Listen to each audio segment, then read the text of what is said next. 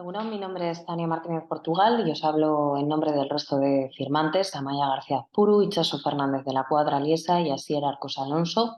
Somos profesores de distintos departamentos de la Universidad del País Vasco, Euskal Herriko Unibertsitatea, y hoy queremos presentaros la comunicación La irresponsabilidad colectiva sobre las violencias de género, victimización secundaria y mecanismos de despolitización.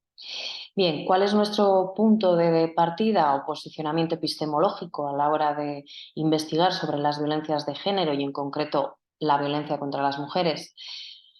Las epistemologías feministas y la teoría feminista sobre el fenómeno de la violencia, que defiende una visión del fenómeno como estructural, que rompe con la visión o que nos impele a romper con la visión reaccionaria que vincula la violencia con la desviación social, los hechos puntuales o achacables a un perfil específico de individuo, que la violencia es sistémica, es un fenómeno sistémico, las violencias machistas y entre ellas la violencia contra las mujeres forma parte de un sistema de opresión, el sistema de opresión de género, las relaciones de poder, y que nos lleva a realizar una ruptura con el imaginario o los imaginarios heteropatriarcales en torno a qué es violencia, cómo se da, en qué situaciones, en qué lugares sí, en qué no, que nos dice que no hay un perfil específico tampoco de maltratador o de víctima de malos tratos y que tiene una definición amplia de todas aquellas expresiones que pueden ser tipificadas como violencia, ¿no? Desde aquellas que naturalizamos en el día a día como aquellas expresiones más visibles y más extremas que tienen, digamos, una capacidad de ser identificadas mucho más amplia dentro de la sociedad. Bien, en esta presentación partimos además de que existe un ecosistema social que legitima y reproduce las relaciones de género, y esto significa que el comportamiento individual y comunitario pueden determinar el grado de permisividad para con todas aquellas expresiones que forman parte de ese continuum de la violencia, ¿no? Y de la necesidad de responsabilizarnos colectivamente, porque lo contrario nos lleva a formas de victimización secundaria, es decir, a convertirnos en victimarios y victimarias. ¿Cuál es la metodología que hemos utilizado? Bien, esta presentación forma parte de una investigación más amplia, en concreto la práctica de investigación que se ha utilizado para volcar la información que hoy traemos aquí son las producciones narrativas, es la narrativización de esa experiencia de violencia, pero en este caso no solo, también abarca hasta los procesos de denuncia y politización de las mujeres a través de unas sesiones en las cuales la investigadora escribe en primera persona ese testimonio, se lo pasa a la sujeta objeto de la investigación y ésta modifica o cambia o añade aquello que le parece oportuno. Y ese texto final, esa narrativa, se utiliza tanto como testimonio como para ponerlo en diálogo con la teoría. Me parecía importante añadir en este punto cuáles son los motivos que llevan a estas mujeres a participar en este tipo de investigación, ¿no? Dice, los motivos que han llevado a las mujeres activistas a prestar su tiempo, emotividad, dolor, salud y valentía a la consecución de este trabajo subyacen en la voluntad compartida de transformar su escenario de vida, extender sus convicciones políticas y, en la medida de lo posible, contribuir a que las situaciones de abuso y violencia por las que han atravesado no se repitan. Con esa vocación también es que hacemos hoy esta presentación que se centra principalmente en qué sucede durante esos procesos de denuncia y politización. Bien, al hacer pública una agresión estamos pasando o están pasando de lo que se considera un asunto privado a la esfera pública, ¿no? De todo aquello que está, digamos, restringido a la esfera de lo privado, se pasa a hacerlo público y, por lo tanto, político. Esto supone una transgresión para el orden de género, que funciona en base a ese binarismo, ¿no? Donde están muy bien ordenadas qué cuestiones pertenecen al ámbito de lo privado y qué otras cuestiones pertenecen al ámbito de lo público. Además, cuando hacemos pública esa agresión, es decir, cuando la situamos en el ámbito de lo público, estamos haciendo que la comunidad se vea en la posición de tener que definir lo ocurrido como una agresión y posicionarse, ¿no? Y esto pues siempre genera resistencias. Una de las mujeres que han participado a través de sus narrativas decía, y molestaba el hecho de hacerlo público, pues tal y como se veía era algo que me estaba pasando a mí. Con un contexto hostil se hace muy difícil avanzar. Otra de ellas, haciendo la lectura de todo el recorrido, decía, identifico 3 elementos, quien recibe la agresión, es decir, la mujer agredida, quien la ejerce, el agresor, y el contexto. Y aquí hacía especial hincapié, el cual también debe responsabilizarse, tener voz y posicionamiento, pues de otra manera está favoreciendo espacios de desigualdad, lo que hablábamos de victimización secundaria.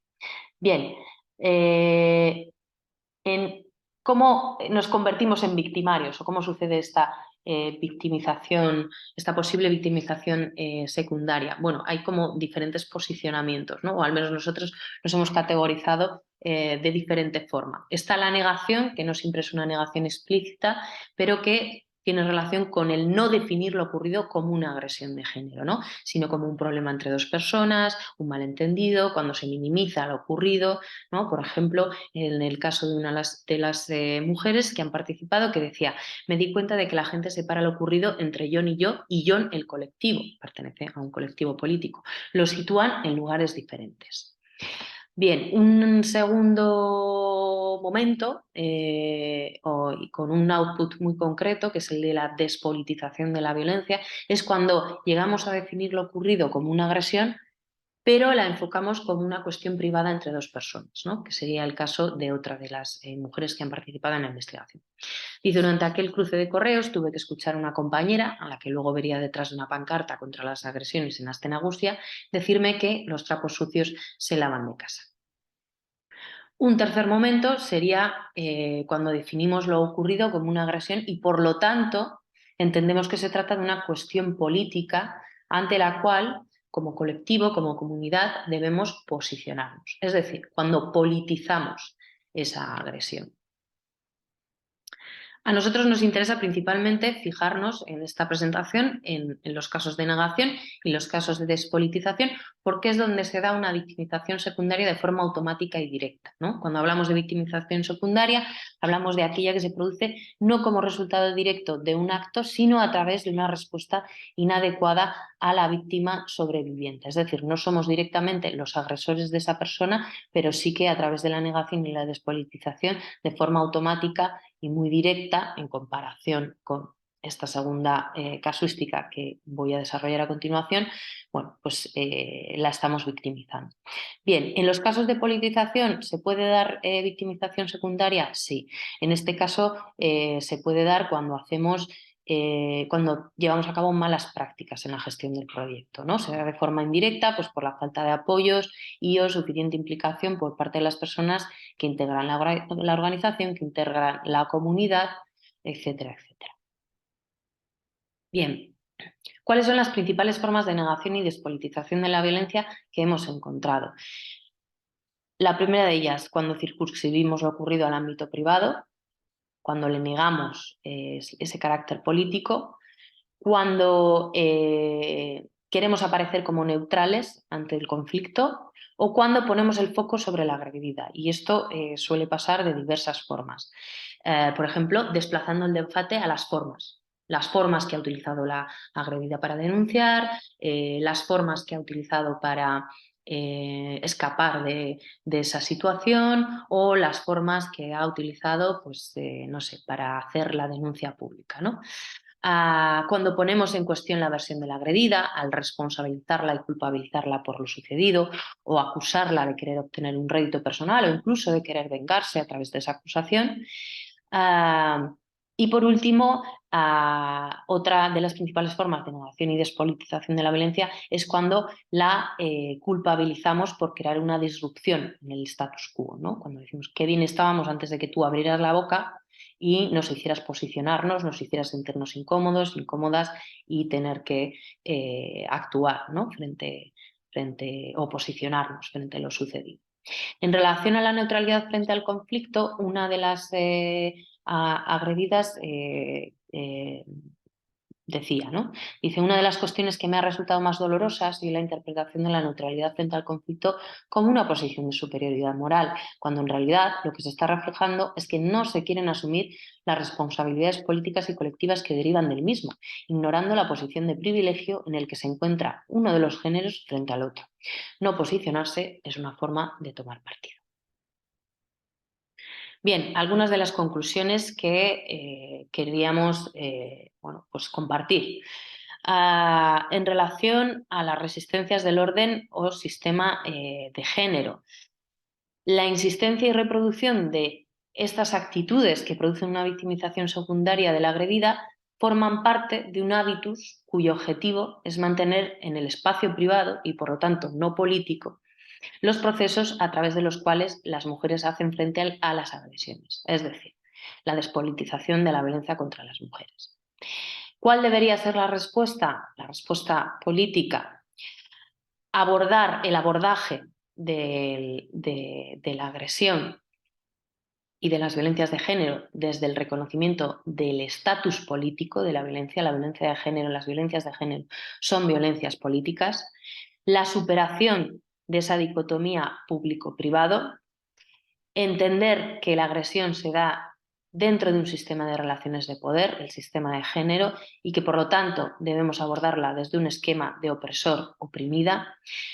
Y por último, bueno, pues recordar, creemos que es muy importante tener en cuenta todas estas cuestiones porque estamos contribuyendo en mayor medida a corresponsabilizar a la sociedad en la lucha por erradicar las violencias de género y en particular la violencia contra las mujeres. Si las violencias de género son políticas, son públicas, nos debemos responsabilizar todas y todos.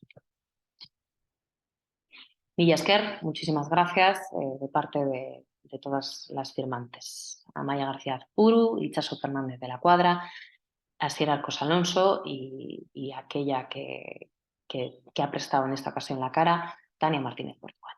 Muchas gracias.